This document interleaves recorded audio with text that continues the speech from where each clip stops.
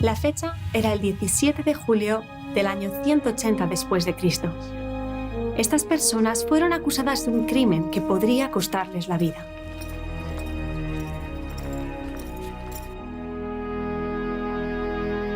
Esta es la antigua ciudad de Cartago, en el norte de África, no muy lejos del aeropuerto internacional en la actual ciudad de Túnez. La nación es rica en historia, cultura y tradición, y en vidas de grandes hombres y mujeres del norte de África. Hace mucho tiempo, Cartago era la capital de la provincia romana de África Proconsularis, una región que hoy incluiría Túnez, el nordeste de Argelia y parte de la costa en Libia. Cartago era una de las ciudades más importantes del Imperio Romano. Nuestra historia de hoy trata de 12 personas, 7 hombres y 5 mujeres, cuya integridad y valentía ante la muerte han inspirado admiración en todo el mundo. Se les conoce como los mártires escilitanos.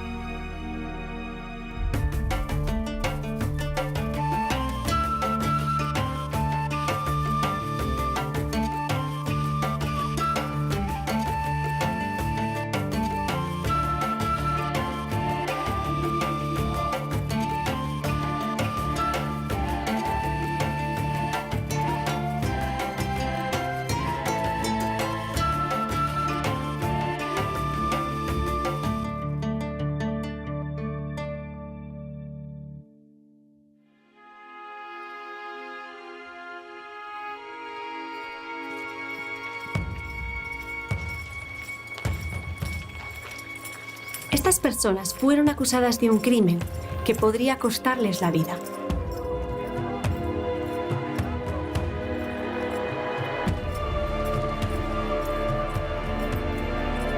La ley que habían roto no provenía de Cartago ni de ninguna parte del norte de África. La ley venía desde el otro lado del Mediterráneo, desde Roma. ¿Y su crimen? Negarse a quemar incienso a los dioses de Roma o a la estatua del emperador. Se negaron porque eran cristianos.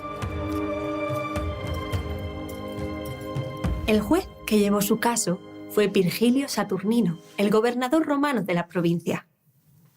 Ostentaba el rango de procónsul. Los hombres que llevaban las fasces se llamaban lictores. Los haces de varillas mostraban el poder del procónsul para infligir castigo corporal, golpeando al acusado con varas. El hacha de la faste mostraba su poder para dictar la sentencia de muerte.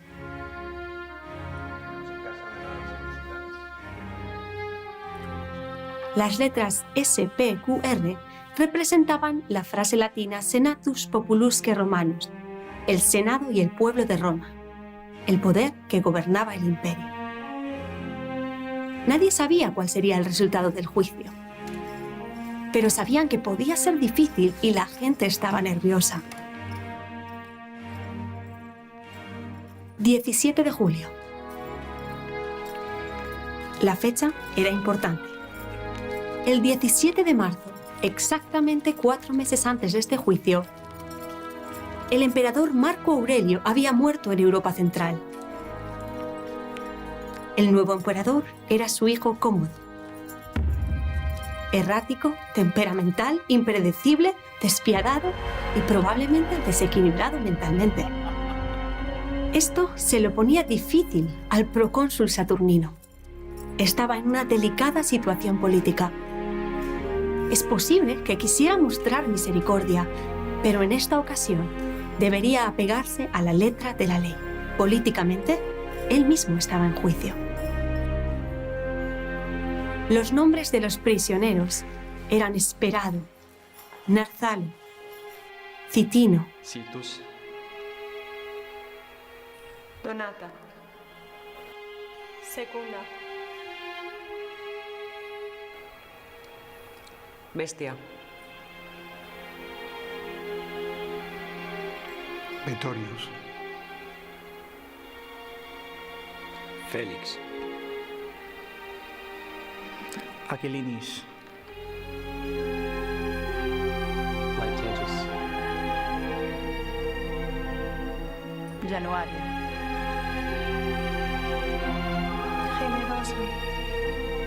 Sus nombres eran latinos, a excepción de dos, Narzalo y Citino, quienes descendían del pueblo púnico original de Cartago, auténticos norteafricanos. ¿Por qué los romanos consideraron necesario procesar a estas personas? No eran ladrones ni alborotadores, eran ciudadanos respetables, fieles y respetuosos con la ley y pagaban sus impuestos a tiempo. Jesucristo mismo había dicho a los judíos que pagaran sus impuestos a César. Dad a César lo que es del César y a Dios lo que es de Dios. Y los cristianos obedecían las palabras de Jesús. Entonces, ¿cuál era el problema? A los romanos no les importaba realmente qué dioses adorabas o cuántos dioses. Pero hubo tres factores distintos que actuaron contra los cristianos. El primero fue la negación pública de los cristianos de todos los dioses excepto uno, el que ellos adoraban.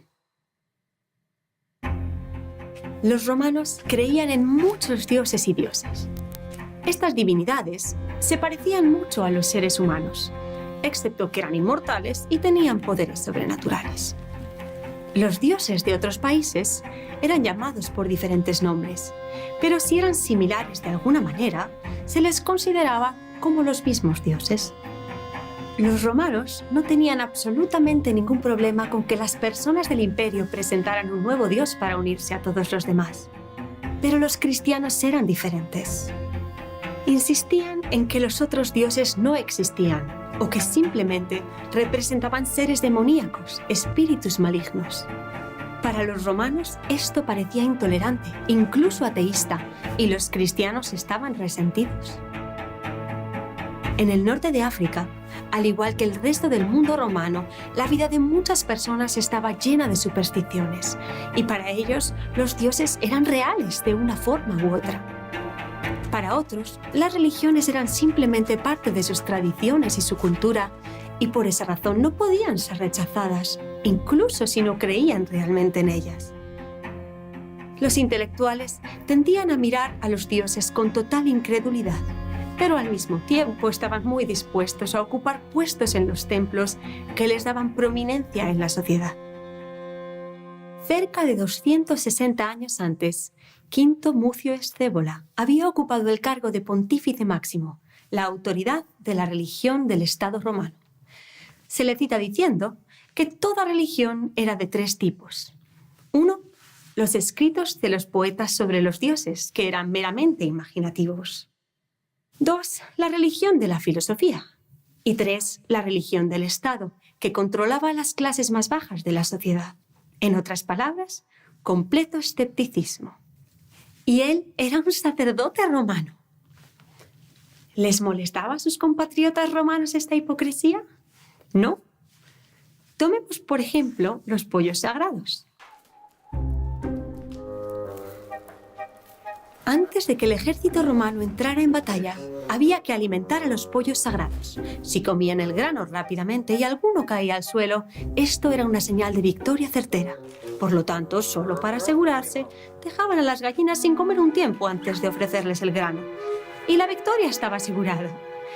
Esto era una superstición, pero las antiguas tradiciones debían ser observadas. La negativa cristiana de tomar parte en cualquier tipo de ceremonia pagana era irritante.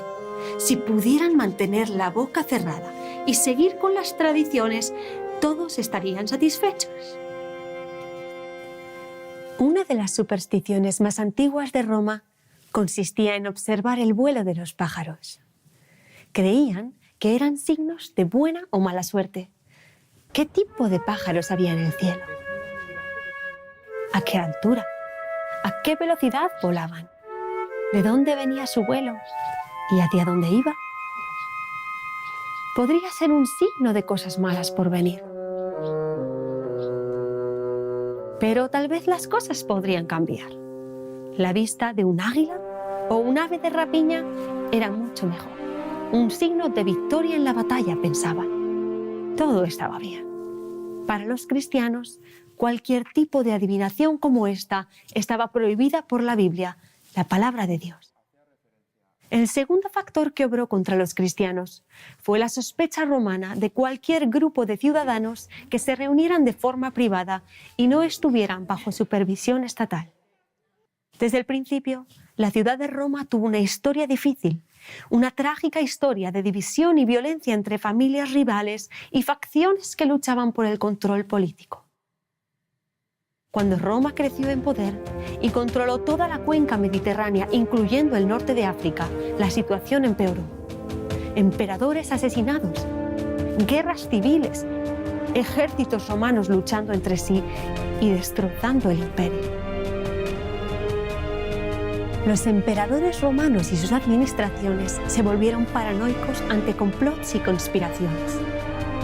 Las personas que se reunían en grupos, en privado, lejos del escrutinio público y el control del gobierno, eran vistas con recelo. La gente podía ir al anfiteatro para ver a los gladiadores, o a una carrera de carros o al teatro. Pero eso era algo muy público, y el gobierno sabía todo lo que sucedía allí. Las personas podían pertenecer a un club o sociedad de entierro donde los miembros pagaban sus cuotas a un fondo común para gastos funerarios. Asistirían a los funerales de otros miembros y eventos puntuales. Pero un funeral era en su mayor parte algo público, y todos entendían el propósito de la sociedad funeraria. La gente podía asistir a las ceremonias de los templos romanos, incluidas las cenas que le seguían, pero no eran reuniones privadas regulares como las de los cristianos. Más similar en concepto, tal vez, eran los filósofos, quienes daban clases enseñando y liderando distintos debates. Pero de nuevo, esta era una parte aceptada de la vida romana. Los cristianos decían que se reunían solo para orar y leer sus libros sagrados. ¿Pero quién querría hacer eso? La gente pensaba que debía haber otro motivo. ¿Cuál podría ser? El tercer factor fue el rechazo absoluto de los cristianos a quemar incienso a la estatua del emperador y a jurar por su espíritu. Los romanos creían que cada hombre tenía un espíritu que lo acompañaba desde el nacimiento hasta la tumba. Lo llamaban el genius, algunos dirían el genio. Las mujeres pensaban tenían un espíritu al que llamaban Juno. El genius o genio de un hombre estaba asociado con su destino y su buena fortuna. Así, como muestra de su lealtad al emperador, a los ciudadanos se les podía exigir oficialmente que prestaran juramento de lealtad, jurando por el genius, genio, del emperador. Rechazar esto era un signo de traición. Una forma similar de mostrar lealtad era haciendo una pequeña ofrenda de incienso o vino a la estatua del emperador, o la imagen del genius del emperador. No hacía falta creer en todos los dioses y diosas, simplemente mostrar un signo de lealtad de la manera tradicional. Pero para los cristianos esto era idolatría y nunca lo harían. Por ello, eran considerados como traidores al Estado. Ahí lo tienen. ¿Añadir otros dioses? Ningún problema. ¿Negar abiertamente los dioses tradicionales de Roma? Un gran problema. ¿Reunirse en privado de forma regular? Sospecha y paranoia. ¿Negarse a jurar por el espíritu del emperador y ofrecer incienso o vino a su estatua? Estos ciudadanos son traidores, no importa lo buenos que sean. Deben ser ejecutados. Veamos ahora el juicio. El original, en latín. Podéis recibir misericordia de nuestro Señor el Emperador si recuperáis el sentido común.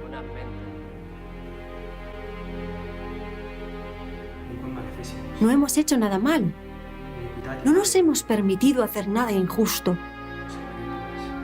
Nunca hablamos mal de otras personas. Pero cuando nosotros mismos hemos sido maltratados, hemos dado gracias. porque obedecemos a nuestro emperador.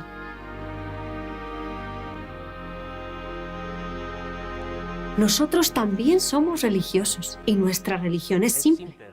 Juramos por el espíritu de nuestro Señor el Emperador y oramos por su buena salud. Que vosotros también tenéis el deber de hacer. Si escucha con calma, le explicaré el misterio con sencillez.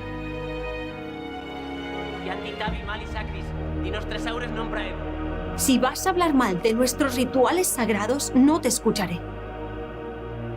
Pero haz el juramento por el espíritu de nuestro Señor el Emperador.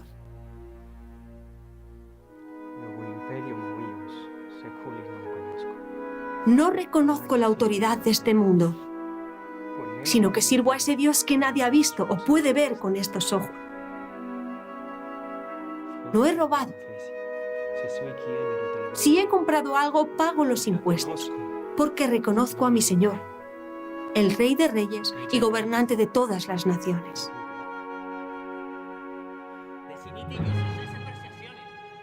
Renunciad a estas ideas.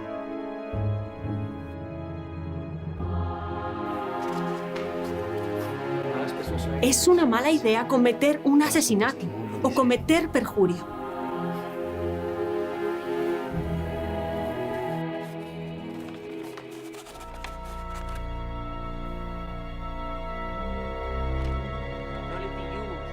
No os permitáis ser parte de esta locura.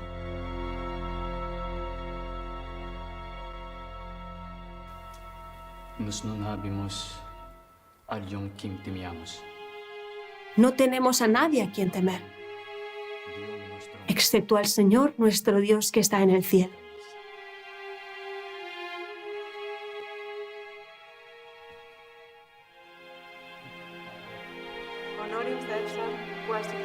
Honor a César como a César, pero temor a Dios.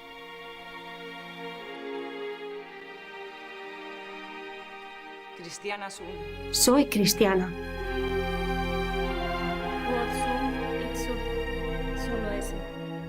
Quiero ser lo que soy.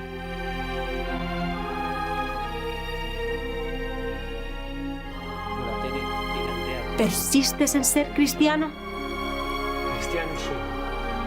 Soy cristiano.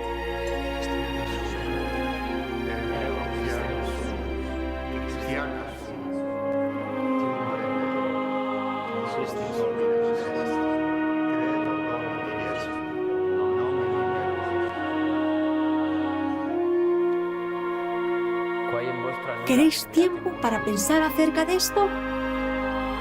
En algo tan bueno como esto, no hay necesidad. ¿Qué llevas en esa caja?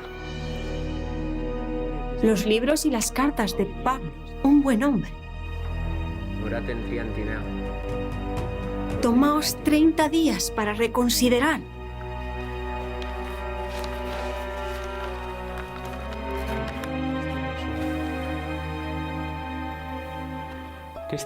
Soy cristiano. Speratum. Narzalum. Titinum. Donata. Bestia. Esperado, Narzalo, Citino, Donata, Pestina, Segunda y los demás han confesado que viven de acuerdo con la religión cristiana. Se les ha dado la oportunidad de volver al camino de los romanos y han insistido obstinadamente.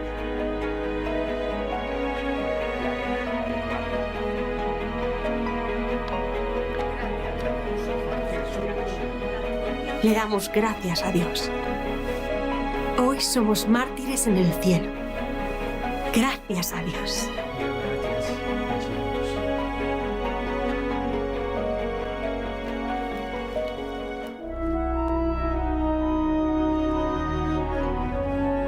Las muertes en Cartago de los mártires escilitanos, como se les llegó a conocer, causaron una gran impresión entre los cristianos en el norte de África. No para asustarlos a la sumisión al paganismo, sino para fortalecer su resolución de ser fieles a sus convicciones, a la verdad y sobre todo al Señor Jesucristo. Las copias del juicio circularon y más adelante iglesias fueron construidas en su memoria. Pero ¿cómo sabemos lo que sucedió realmente ese día? El juicio de los mártires escilitanos ocurrió en un tribunal cerrado, o como decían los romanos, en secreto. Pero las declaraciones en la corte se habrían anotado para el registro oficial. Parece probable que alguien que simpatizaba con los cristianos tuvo acceso a los registros judiciales y los filtró a la comunidad cristiana. El documento latino ciertamente parece un registro judicial. Es interesante ver cómo se comportaron estos norteafricanos durante el juicio. Sabían que sus vidas estaban en juego. Creo que sabían que iban a morir a menos que negaran su fe en Cristo y ofrecieran incienso a la estatua del emperador. Así que ya habían tomado su decisión antes de entrar a la sala del tribunal, probablemente antes incluso de ser arrestados. No hicieron nada para ocultar el hecho de que eran cristianos. 17 años después, un escritor cristiano llamado Tertuliano, ciudadano de Cartago, escribió sobre el coraje de los cristianos. Dirigió sus comentarios a los magistrados del Imperio Romano. Ustedes, magistrados del Imperio Romano, todo mal está por naturaleza empapado en miedo y una sensación de vergüenza. Sí, los criminales intentan mantenerse fuera de la vista. Evitan aparecer en público. Cuando son atrapados se asustan y cuando son acusados lo niegan. Al menos cuando son condenados se lamentan por ello. ¿Son los cristianos realmente así? Ninguno de ellos está avergonzado. Nadie lo siente. Cuando son identificados se glorían en ello. Cuando son acusados no se defienden. Cuando son interrogados, incluso confiesan por su propia cuenta. Cuando son condenados, dan gracias.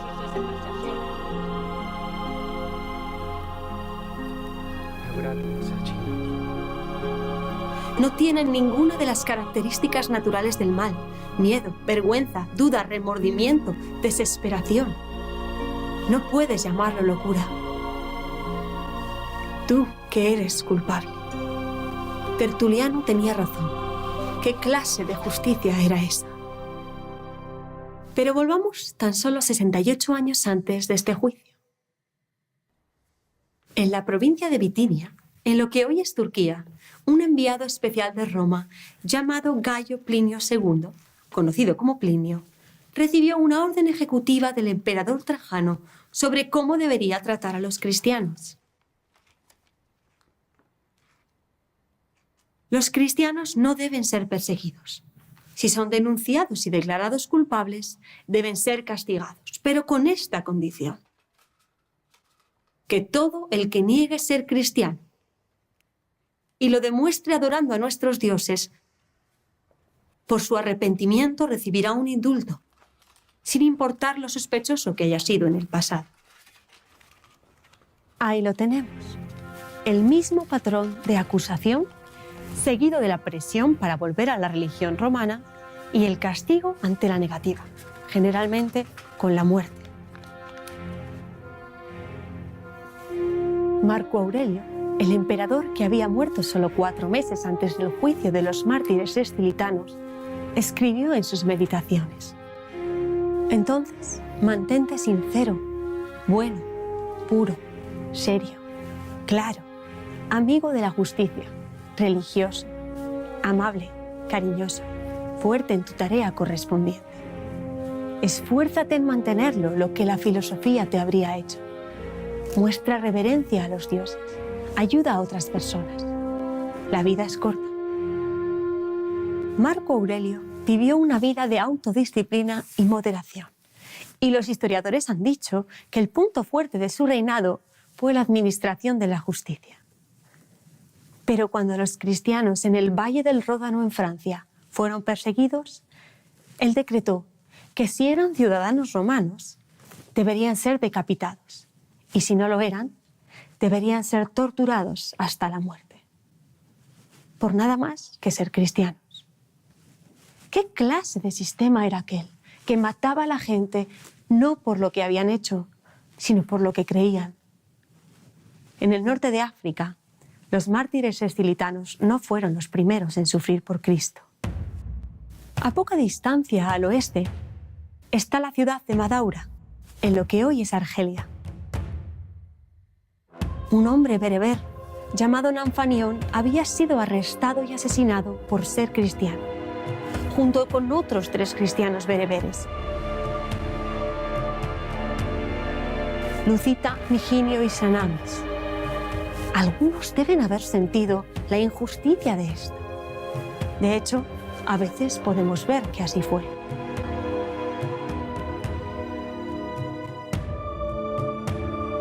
En el juicio de los mártires escilitanos, el procónsul Saturnino hizo todo lo que pudo para librarlos del castigo.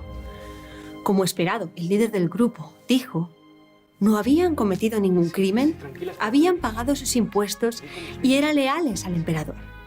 Simplemente se negaban a hacer una ofrenda religiosa a su estatua o a jurar por el genius del emperador.